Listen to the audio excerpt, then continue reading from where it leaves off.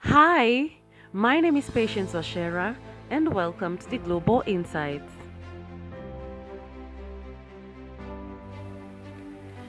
Disappointing growth has also meant poor job creation in a region which has the world's fastest growing population.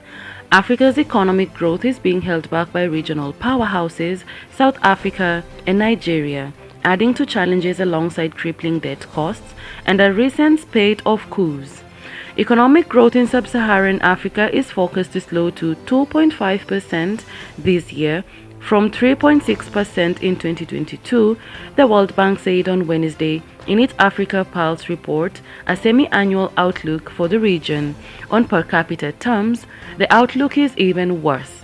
The region is projected to contract an annual average rate per capita of 0.1% over 2015 to 2025, thus marking a lost decade of growth, the World Bank warned in the report, offering a gloomy assessment of the task facing policymakers to create jobs and improve livelihoods. A key problem was the underperformance of the region's two largest economies, according to the Washington-based lender, which together with the International Monetary Fund will next week hold its first annual meeting in Africa for 50 years in Marrakech, Morocco. South African growth is expected to slip to 0.5% in 2023, held back by rolling power cuts and infrastructure bottlenecks that dent exports. Nigeria's economy is seen expanding by 2.9%. The region's poorest and most vulnerable people continue to bear the economic brunt of this slowdown as weak growth translates into slow poverty reduction and poor job creation. Andrew Daberlin, World Bank chief economist for Africa, said in a statement. The bank said efforts to overthrow governments have become more commonplace following a series of coups in West Africa and that violent extremism in the Sahel carries the seeds of contagion. Africa also faces a debt overhang that is weighing on public finances amid rising global interest rates.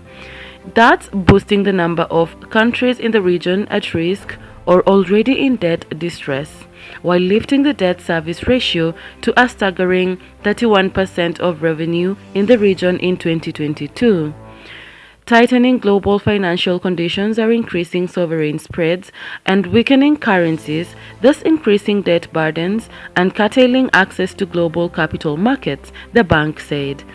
To address these challenges, African policymakers need to design an inclusive growth strategy to provide steady and productive jobs for more than 10 million youths that join the workforce each year.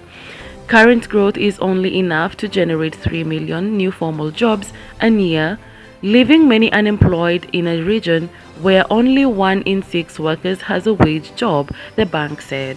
The lack of quantity also contributes to poor job quality, which is further being hindered by a shortage of capital, and the bank said that the bank estimates that sub-Saharan Africa only owns 2% of the global capital stock, which being home to 12% of the world's working age population.